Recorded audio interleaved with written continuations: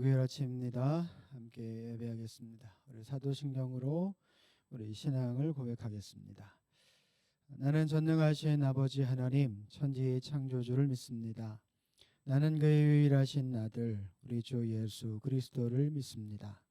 그는 성령으로 잉태되어 동정녀 마리아에게서 나시고 본디오 빌라도에게 고난을 받아 십자가에 못 박혀 죽으시고 장사된 지 사흘 만에 죽은 자 가운데서 다시 살아나셨으며 하늘에 오르시어 전능하신 아버지 하나님 우편에 앉아 계시다가 거기로부터 살아있는 자와 죽은 자를 심판하러 오십니다. 나는 성령을 믿으며 거룩한 공교회와 성도의 교제와 죄를 용서받는 것과 몸의 부활과 영생을 믿습니다. 아멘. 하나님 말씀 유다서 1장 5절부터 16절까지 말씀입니다. 신약성경 397쪽 유다서 1장 5절부터 16절까지 말씀을 우리 천천히 말씀을 같이 봉독하겠습니다. 말씀을 같이 읽습니다. 너희가 본래 모든 사실을 알고 있으나 내가 너희로 다시 생각나게 하고자 하노라.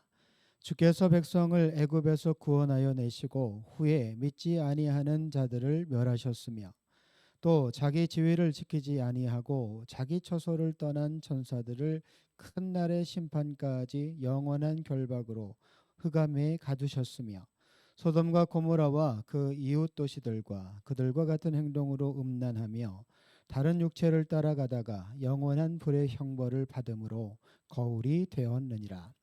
그러한데 꿈꾸는 이 사람들도 그와 같이 육체를 더럽히는 권위를 업신여기며 영광을 비방하는도다. 천사장 미가엘이 모세의 시체에 관하여 마귀와 다투어 변론할 때에 감히 비방하는 판결을 내리지 못하고 다만 말하되 주께서 너를 꾸짖으시기를 원하노라 하였거늘 이 사람들은 무엇이든지 그 알지 못하는 것을 비방하는도다. 또 그들은 이성 없는 짐승같이 본능으로 아는 그것으로 멸망하느니라.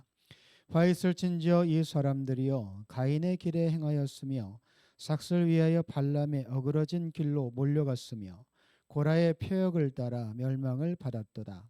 그들은 기탄 없이 너희와 함께 먹으니 너희의 예찬이요 예찬의 암초요 자기 몸만 기르는 목자요 바람에 불려가는 물 없는 구름이요 죽고 또 죽어 뿌리까지 뽑힌 열매 없는 가을나무요 자기 수치의 거품을 뿜는 바다의 거친 물결이요 영원히 예비된 캄캄한 흑암으로 돌아갈 유리하는 별들이라. 아담의 칠대 손 에녹이 이 사람들에 대하여도 예언하였으되 이르되 보라 주께서 이 수만의 거룩한 자와 함께 임하셨나니 이는 무사람을 심판하사 모든 경건하지 않은 자가 경건하지 않게 행한 모든 경건하지 않은 일과 또 경건하지 않은 죄인들이 주를 거슬러 한 모든 완악한 말로 말미암아 그들을 정죄하려 하심이라 하였느니라. 이 사람들은 원망하는 자며 불만을 토하는 자며 그 정욕대로 행하는 자라. 그 입으로 자랑하는 말을 하며 이익을 위하여 아첨하느니라. 아멘. 유다서가 한 장밖에 되지 않지만 1절부터 25절까지 말씀의 전체 내용을 읽어보면 이 유다라고 하는 이 글을 쓰고 있는 유다라고 하는 사람이 에 대해서 어떤 생각이 드는가 하면 문학 소년 같다는 생각이 들어요. 왜냐하면 그런 비유와 은유적인 표현들이 좀 많이 나와서 그런데 어제 말씀과 연관지어 보면 이제 거짓 교사들에 대한 심판을 쭉 이야기하는 것인데 오늘 본문의 말씀 좀 구체적으로 이야기합니다. 자, 5절 말씀을 보면 너희가 본래 이 모든 사실을 알고 있으나 그러니까 지금 이 유다가 얘기하는 모든 이야기는 초대교회 성도들이 전혀 모르는 이야기가 아니라 이미 알고 있는 이야기. 그런데 내가 이미 알고 있었지만 계속해서 똑같은 잘못된 말을 듣다 보니까 거기에 내 마음을 빼앗겨 버리는 상황인 거예요.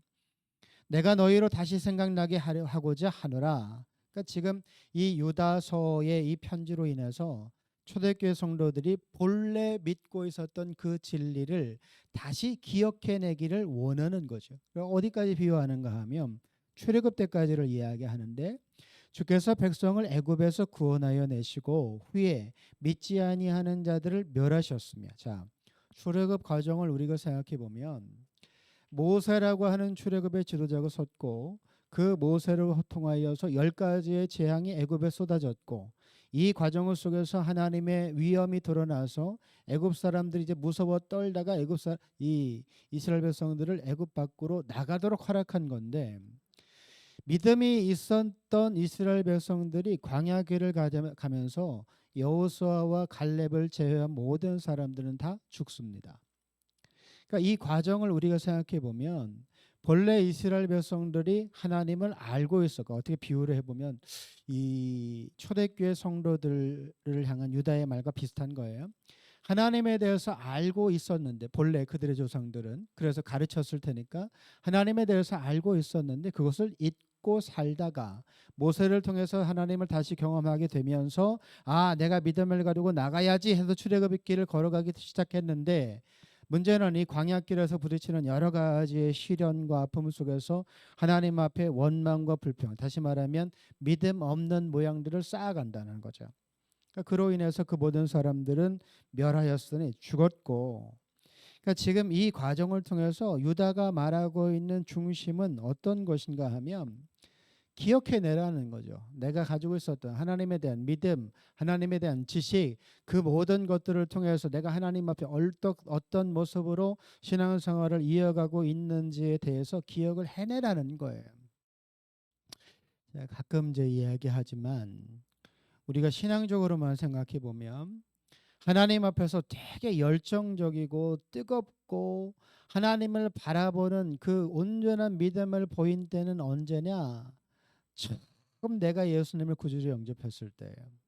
우리가 자꾸 뭐 초심으로 돌아가자, 뭐 그 첫사랑을 잃어버리지 말자, 뭐 이런 얘기를 반복해서 하는데, 그러니까 그 말은 무슨 말인가 하면 처음에 내가 예수님을 믿었을 때와 지금의 내가 가지고 있는 믿음의 모양이 많이 달라졌다는 거죠. 내 마음의 중심이 많이 달라졌다는 거예요. 그러니까 지금 유다도 그런 얘기를 하는 건데, 또 어떤 비유를 하는가 하면 이 거짓 교사들은 어떤 사람들이냐, 8절을 보면 그러한데 꿈꾸는 이 사람들도 꿈꾸는 사람들과 같다는 거죠. 그와 같이 육체를 더럽히며 권위를 업신여기며 영광을 비방하는도다. 우리가 이제 영지주의라고 하는 걸 얘기하는데, 초대교회에 실질적으로 이 초대교회 성도들의 믿음을 어렵게 만든 사람들이 실질적으로는 영지주의자들이에요. 그런데 이 영지주의자들이 얘기했던 가장 어떻게 보면 못된 심성 가운데 주장했던 이야기 가운데 한 가지는, 지금 현실에 다가오는 모든 어려움은 누구 때문이냐? 이 세상의 창조주 때문이다라는 말을 해요. 그러니까 이걸 이스라엘 백성들의 말로 바꿔놓으면, 아니 하나님이 우리를 왜 이 광야까지 나오게 해서 죽게 하시는가? 그냥 애굽에서 먹이시고 살리시고 입히시고 거기서 했으면 좋았을 걸 왜 우리를 굳이 여기까지 끌고 나오시냐? 그런 말들을 똑같이 영지주의자들이 했어요. 근데 이 말은 하나님의 권위를 부정하는 거죠. 하나님의 존재 자체를 부정하는 거예요. 지금 내가 당하고 있는 모든 인생의 어려움과 고달픔과 슬픔과 아픔은 이 세상을 창조하신 창조주 때문이 아니라 이 세상 속의 삶이, 완벽한 세상을 하나님은 만드셨지만 그 가운데 살아가고 있는 내가, 하나님 앞에 살아가는 내가 바른 믿음과 바른 중심으로 살아가지 못해서 그것으로 인해서 찾아오는 것이 우리가 당하고 있는 현실인 거죠. 근데 그것에 대해서 영지주의자들은 완전히 거부하는데, 그럼에도 불구하고 이들의 삶의 모양은 뭐냐? 육체를 더럽히며 권위를 업신여기며 영광을 비방하는도다. 권위를 업신여긴다, 영광을 비방한다. 하나님의 어떤 존재에 대한 부정을 이야기하는 것이고, 육체를 더럽히는 건 뭐냐? 간음을 얘기합니다. 뭐 직접적인 육체적인 간음이기도 하겠지만, 예수님 말씀하신 것처럼 두 가지의 마음을 품는 것에 대해서, 또 혹은 길 가는 여인에 대해서 내가 음욕을 품는 그것까지도 죄라고 말씀하셨으니까 그 모든 것들을 포함하고 있는 거예요. 그러니까 거짓 교사들을 우리가 단순하게 생각하면 지금의 이단들이라고 생각하는데 차원이 달라요. 지금의 이단들은 자기들이 정말 그것을 진리라고 믿고 거기에 현혹돼서 다른 사람들을 그렇게 살기를 바라는 거지만, 이때 당시에 거짓 교사들은 누구인가 하면 예수 그리스도를 향한 믿음을 가지고 있는 사람들을 넘어뜨리는 게 목적이었던 거예요. 그들을 시험에 빠뜨리고 그들이 가지고 있는 믿음이 틀렸다, 이건 잘못된 믿음이다라고 하는 말을 해서 그들로 하여금 어려움을 주는 게 목적이었어요. 그럼 이게 그 사람들에게 무슨 유익이 되겠나? 우리가 단순하게 생각해서 그 거짓 교사의 한 무리였던 바리새인과 서기관 같은 율법주의자들을 생각해 보면, 율법이라고 하는 건 따지면 이스라엘 백성 안에, 그것도 가나안 땅에 사는 이스라엘 백성 안에 한정되는 거예요. 왜 그런가 하면 율법의 주된 목적은 뭐냐면 가나안 땅에 살고 있는 사람들과 구별된 삶을 살라는 거거든요. 하나님의 백성답게 이 가나안 땅에는 우상을 숭배하고 그래서 음행과 타락과 모든 것, 온갖 죄악이 가득한 그 땅을 율법을 지켜 행하는 것으로, 내가 하나님의 사람으로 사는 것으로 그걸 바꿔놓으라는 거예요. 그러니까 이 율법은 가나안 땅에서는 통용되어도 당연한 것이지만 그 가나안 땅 밖으로 나와버리면 의미가 좀 달라져요. 물론 우리가 지금 수요예배 시간에 로마서 말씀 읽고 있는데 바울도 그런 얘기를 하잖아요. 율법이라고 하는 것의 유익한 점이 뭐냐? 그것은, 가장 큰 것은 무엇이 죄인지 아닌지를 구분할 수 있는 기준이 된다. 그러니까 단순하게 생각하면 율법은 우리가 지금 어디에 있든지 어느 자리에 있든지 그 율법을 지키는 것이 우리에게 유익한 일이 돼요. 그런데 율법주의자들이 얘기하는 것처럼 이스라엘, 율법을 받은 이스라엘 백성만 거룩하고 이스라엘 백성만 구원받을 수 있고 이스라엘 백성만 할례를 행했으니까 이스라엘 백성만 하나님의 자녀다라고 말하는 도구로 쓴다면 그 율법은 아주 부질없는 것이 되는 거죠. 그래서 지금 이 거짓 교사들을 뭐라고까지 비방하는가 하면 10절 말씀을 보면 이 사람들은 무엇이든지 그 알지 못하는 것을 비방하는도다. 또 그들은 이성 없는 짐승같이 본능으로 아는 그것으로 멸망하느니라. 그러니까 지금 거짓 교사들이 하고 있는 말이 뭐냐? 알지 못하는 것을 비방. 그러니까 자기가 말을 하고 있는데 그 말에 대한 명확한 지식이나 이해함 없이 말을 한다는 거예요. 우리가 가끔 그런 사람들을 만나잖아요. 자기도 잘 모르면서 가르치려고 드는 사람, 또 자기도 지금 이거에 대한 확신이 없는데 마치 이게 진리인 것처럼 표현하는 사람 가끔 만나게 되잖아요. 거짓 교사들이 그와 같다는 거예요. 근데 왜 그럴 수밖에 없는가 하면 진리가 아니기 때문에요. 우리가 진리를 알지니 진리가 너희를 자유케 하리라. 진리라고 하는 건 어떤 논쟁의 대상이 아니에요. 진리는 그냥 받아들임의 대상이지, 진리라고 하는 것을 가지고 논쟁에서 싸우고 누가 더 누구의 말이 옳다라고 증명해낼 수 있는 게 아니에요. 왜? 진리는 모든 사람들이 인정하는 게 진리니까. 그런데 이 진리가 아닌 모든 것, 지금 거짓 교사들이 말하는, 이들이 말하는 자기도 잘 못 알아듣고 자기도 잘 모르는 그 거짓은 언제든지 논쟁의 대상이 될 수 있는 거예요. 근데 제가 어렸을 때 목사님들이 그런 얘기를 많이 하셨는데, 신앙생활에서 논쟁하면 안 된다, 그런 얘기, 성경을 가지고 논쟁하는 게 아니다, 그렇게도 얘기하셨는데, 근데 신학대학에 가보니까 실제로 이 성경 내용을 가지고 논쟁을 하더라고요. 근데 누구의 말이 옳다 그러다가 아니라 뭐가 진짜냐, 뭐가 진리냐라고 하는 물음에 대한 답을 찾아가기 위해서 이것이 진리가 아니겠느냐, 이것이 진리가 아니겠느냐. 그러니까 이런 토론은 아주 긍정적인 것이었지만, 거짓을 가지고 토론한다, 그 거짓을 가지고 열심히 토론해도 그 거짓은 진리가 될 수 없습니다. 지금 유다가 말하고 있는 게 그런 내용 같아요. 거짓 선지자들, 거짓 교사들이 아무리 논쟁을 하고 이것이 진리라고 말하고 온갖 포장을 해도 그것이 거짓이기 때문에 진리가 될 수 없다는 거예요.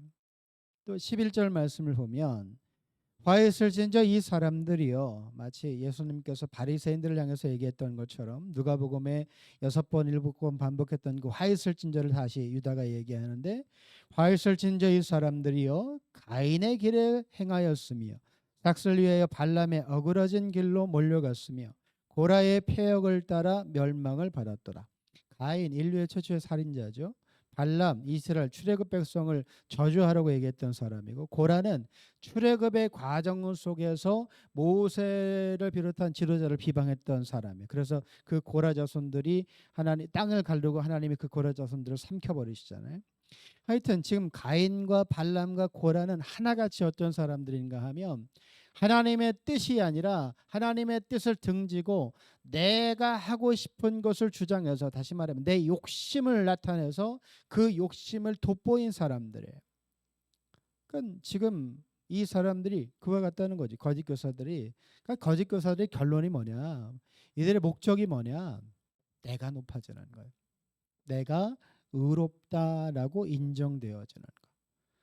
그러니까 이런 사람들이 지금 어디에 있다는 거냐? 교회 공동체 안에 있다는 거죠. 신앙의 자리에 있다는 거예요. 그러니까 이 사람들을 어떻게 할 거냐?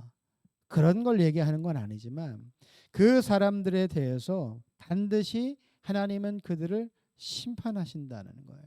자, 14절과 15절 말씀을 보면, 아담의 7대손 에녹이라고 하면 죽음을 보지 않고 하나님의 품에 안긴 사람이죠. 에녹이 이 사람들에 대하여도 예언하여 이르되, 보라, 주께서 그 수만의 거룩한 자와 함께 임하셨나니 이는 뭇 사람을 심판하사 모든 경건하지 않은 자가 경건하지 않게 행한 모든 경건하지 않은 일과 또 경건하지 않은 죄인들이 주를 거슬러 한 모든 완악한 말로 말미암아 그들을 정죄하려 하심이라 하였느니라. 말씀을 읽었는데 무슨 말인지 잘 이해가 안 되죠. 말이 반복되고, 다시 한번 읽어보면 15절, 이는 뭇 사람을 심판하사 모든 경건하지 않은 자가 경건하지 않게 행한 모든 경건하지 않은 일과 또 경건하지 않은 죄인들이 주를 거슬러 한 모든 완악한 말로 말미암아 그들을 정죄하려 하시며. 그러니까 단순하게 얘기하면 이 거짓 교사들의 말의 중심은 뭐냐? 누군가를 정죄하고 그 사람이 잘못됐다라고 하는 걸 지적하는 게 전부라는 거예요. 근데 결국은 그로 인해서 그 사람들이 정죄받게 된다는 거죠. 거짓 교사들이 말하는 그 모든 것들을 통해서 결국은 자신이, 그렇게 거짓을 말했던 그 거짓 교사 자신이 그 정죄를 받게 된다는 거예요. 이게 뭐 적절한 비유가 될지는 모르겠지만, 제가 지금까지 신앙생활을 해오고 경험했던 하나님은 어떤 분이신가 하면, 마지막에는 그 결국에는 하나님의 뜻대로 이루시는 분이 하나님이십니다. 그러니까 지금 내가 당하고 있는 현실과 어떤 상황의 중간은 어떨지는 모르겠지만, 내가 하는 혹은 믿음의 공동체가 하는 모든 일의 결국은 누구의 뜻대로 이루어지는 것인가 하면 하나님의 뜻대로 이루어지는 거예요. 아무리 거짓을 가지고 있는 그 거짓 교사들이 사람들을 속이고 넘어뜨리고 그 과정 속에서 자기들이 어떤 이익을 얻는다고 하더라도 결국은 하나님의 뜻대로 모든 것이 되어 갈 수밖에 없어요. 왜 그런가 하면, 거짓 교사들은 언제만 보는가 하면 지금만 보죠. 지금만 내가 이 사람들을 넘어뜨리면 된다. 지금의 현실 속에서만 이것만 내가 어떻게든 뭐 무너뜨리면 된다에 중심을 두지만, 하나님은 이전과 지금과 이후를 아시고 그 이전과 지금과 이후의 모든 걸 주장하시는 분이 하나님이시기 때문에 하나님은 결국 하나님의 뜻대로 모든 것을 이루어 가시는 거예요. 우리가 지금 마주하고 있는 인류의 역사, 내 인생도 마찬가지입니다. 가만히 생각해 보면 뭔가 지나가 내 뜻대로 하고 싶은 그 모든 것들이 시간이 지나놓고 보면 결과적으로는 하나님의 원하시는 뜻대로 이루어져 가는 것을 우리가 보게 돼요.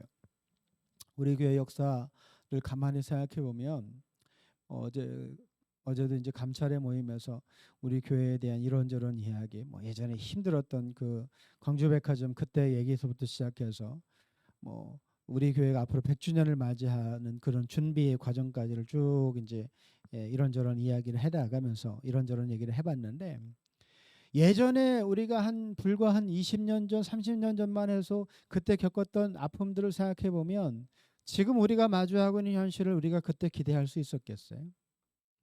다 빼앗겨서 길거리에 쫓겨나고, 길거리에 그 가로수에 십자가 빗대어 세워놓고, 그 장의자 길거리에 그 놓고 거기서 예배드렸던 그 모습, 거기서 간절히 기도했던 그때와 지금은, 그때 지금의 모습을 상상해나 했겠냐고요.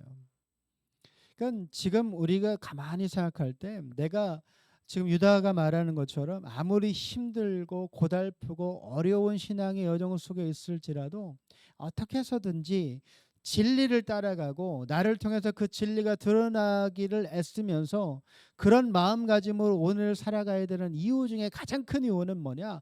결국은 모든 것은 하나님의 뜻대로 이루어지기 때문이에요.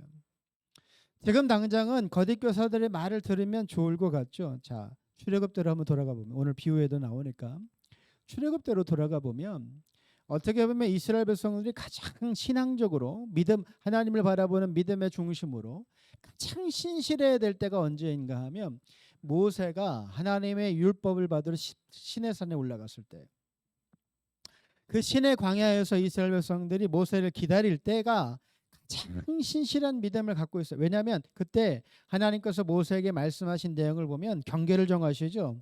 이스라엘 백성은 거기까지, 모세는 어디까지, 이렇게 경계를 정하세요. 그렇다면 하나님의 임재가 지금 그 시내산에 머물고 있는 것을 이스라엘 백성 모두가 본 거예요. 그렇다면 이때의 믿음이 가장 좋을 때이어야 되는데, 그때 무슨 짓을 하는가 하면 금송아지 신상을 만들죠.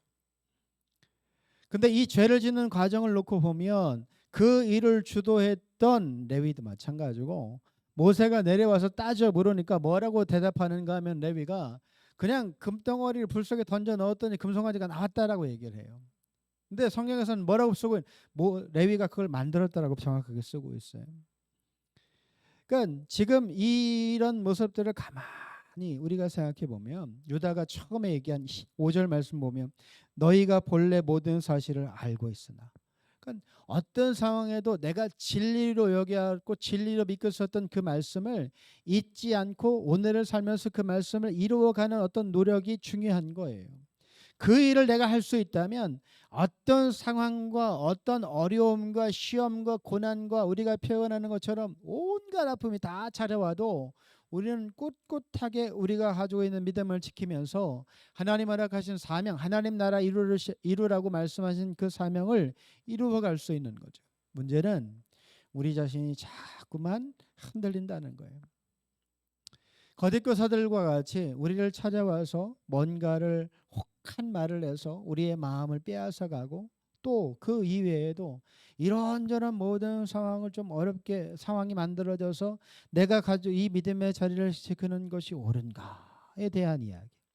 어제 저녁에 좀 어려움 속에 있는 교회 성도들 몇 분을 만나서 함께 식사하고 함께 교제했는데, 그분 중에 한 분이 그런 표현을 하시더라고요. 그런 얘기를, 지금처럼 이런 상황이 계속된다면 내가 교회를 나가고 싶다고, 신앙의 자리를 떠났으면 좋겠다고, 그런 얘기를 하더라고요. 근데 저는 그 마음이 충분히 이해가 돼요. 저도 그런 경험을 했던 적이 있으니까, 저희 부모님도. 그런데 그 말 끝에 제가 붙인 게 뭐냐면, 결국은 하나님의 뜻대로 될 거라고. 우리가 오늘을 살면서 기대해야 되는 건 사람의 어떤 말이나 사람의 어떤 생각이 아니죠. 우리가 기대하는 건 하나님이시고, 우리의 삶을 어떤 순간에도 붙잡고 계셔서 내 생각에는 기적 같은 일이 매일같이 우리의 인생 가운데 더해지기를 우리는 원하지만, 여러분, 기적이 일어나지 않아도 단순하게 얘기하면 오늘을 내가 살아있는 게 기적이죠. 오늘을 내가 믿음을 지킬 수 있다고 하는 게 기적이고, 오늘을 내가 하나님을 바라볼 수 있다고 하는 게 기적이고, 하나님을 바라볼 수 있는 믿음을 잃어버리지 않고 있다라고 하는 게 기적이죠. 그러니까 여러분, 오늘 하루 살아가실 때 늘 생각해 볼, 내가 어떤 모습과 어떤 모양과 어떤 중심을 가지고 하나님의 사람으로 살아갈 것인가. 어떤 상황에도 유다가 얘기하는 것처럼 흔들리지 않, 내 본래 내가 가지고 있었던 그 믿음의 중심을 잘 지키고 흔들리지 않을 수 있다면 아무리 큰 시련이 와도 우리는 믿음을 아주 굳건하게 지킬 수 있어요. 제가 어렸을 때 그런 게 왜 이렇게 유행했는지 모르겠지만 그 666 무슨 그런 비디오 영화 같은 거 만들어 가지고 많이 봤거든요. 근데 그 영화를 볼 때 뭐 휴거 막 이런 영화, 뭐 지금은 나 보지도 않겠지만 그런 영화를 볼 때 되게 막 무섭고 막 걱정이 되고, 근데 지금은 그때를 생각해 보면 너무 웃겨요. 왜 그런 걸 가지고 내가 막 두려워 떨었을까? 내가 오늘을 믿음을 잘 지킬 수 있다면 어떤 상황이 펼쳐져도 우리는 주어진 모든 것을 다 이겨낼 수 있습니다. 오늘 하루 여러분 사시면서 내가 가져야 되는 그 믿음의 중심을 바로 하나님 앞에 세우시고 어떤 상황에도 흔들림 없이 유다의 권면처럼 그것을 기억하고 진리를 쫓아가서 하나님께서 여러분을 통하여 그 진리의 역사를 세워가실 수 있기를 주님의 이름으로 축복합니다. 그런 일들이 오늘 여러분을 통해 나타날 수 있기를 주님의 이름으로 축복합니다. 함께 기도하겠습니다. 우리의 마음과 삶의 중심을 붙잡아 주시는 아버지 하나님, 모든 순간 어떤 상황에도 하나님을 바라보고 하나님을 따라가며 일하시고 역사하시는 그 하나님의 능력과 은혜 가운데 오늘을 살아낼 수 있는 저희 모두가 되게 하여 주옵소서. 유다의 말처럼 내가 본래 모든 사실을 알고 있었으나 우리가 알고 있었던 그 진리를 잊지 않고 진리의 하나님, 우리의 삶의 모든 것을 바꾸실 그 하나님을 기대하고 그 하나님을 따라가는 저희 모두가 되게 하여 주옵소서. 아무것도 염려하거나 근심하지 않고 모든 것을 이루시는 그 하나님을 기대하며 누구보다 담대히 하나님의 사람으로 살아갈 수 있는 저희 모두가 되게 하여 주옵소서. 이 아침에도 우리가 간구하며 기도합니다. 하나님, 우리의 마음을 붙잡아 주시고 겸손히 하나님의 뜻을 온전히 이루어갈 수 있는 저희 모두가 되게 하여 주옵소서. 이 아침 우리를 붙잡아 주시며 은혜로 우리의 삶 가운데 함께 해주시기를 소원하며 거룩하신 예수님의 이름으로 기도드립니다. 아멘. 하늘에 계신 우리 아버지, 아버지의 이름을 거룩하게 하시며 아버지의 나라가 오게 하시며 아버지의 뜻이 하늘에서와 같이 땅에서도 이루어지게 하소서. 오늘 우리에게 일용할 양식을 주시고 우리가 우리에게 잘못한 사람을 용서하여 준 것 같이 우리 죄를 용서하여 주시고 우리를 시험에 빠지지 않게 하시고 악에서 구하소서. 나라와 권능과 영광이 영원히 아버지의 것입니다. 아멘. 아침 함께 기도하실 때 하나님, 오늘 하루도 우리의 중심이 무너지지 않고 하나님께서 우리에게 더하신 그 믿음의 자리에서 성실히 아버지의 뜻을 이루어갈 수 있는 저희 모두가 되게 하여 주옵소서. 우리를 통하여 일하시며 역사하시는 그 하나님의 능력을 마음껏 드러낼 수 있는 믿음의 하루 살게 하여 주옵소서. 우리가 참 통성으로 함께 기도합니다. 하나님이 아침에도 우리를 붙들어 주시고 믿음의 자리에서 하나님을 기대하고 하나님을 따라가며 누구보다 성실히 하나님의 사람으로 살게 하심을 감사합니다. 하나님, 이 아침 우리가 마음을 다하여 기도하오니 모든 것이 아버지의 뜻 가운데 이루어져서 하나님의 역사와 능력의 삶을 살아갈 수 있는 은혜와 평안의 삶을 온전히 살아갈 수 있는 저희 모두가 되게 하여 주옵소서. 이 아침에도 간구하여 기도합니다. 우리의 마음을 붙잡아 주시고 우리가 알고 있는 그 진리, 그 하나님의 말씀과 성령의 은혜 앞에 오늘을 살아가서 하나님 말씀하시는 전부를 능히 이루어낼 수 있는 저희 모두가 되게 하여 주옵소서. 하나님은 일하시며 역사하시며 우리의 삶의 전부를 바꿔주시는 분임을 믿음으로 고백합니다. 하나님, 모든 순간 함께 하시는 하나님, 역사하시며 우리의 모든 것 붙잡아 주시는 그 하나님, 바꾸셔서라도 모든 것을 이루시는 그 하나님의 능력 안에 오늘 살아가고 있음을 기억하며 감사와 기쁨의 삶을 살아가는 저희 모두가 되게 하여 주옵소서. 하나님, 우리를 붙잡고 계심을 믿습니다. 우리를 붙잡아 주시어서 믿음의 자리에서 하나님을 따라가고 성령의 은혜 가운데 살게 하시기를 소원합니다. 이 아침 간구하여 기도하오니 우리의 마음을 붙잡아 주시고 모든 것이 아버지의 뜻 가운데 이루어져서 아버지의 사랑과 능력을 이루어낼 수 있는 저희 모두가 되게 하여 주옵소서.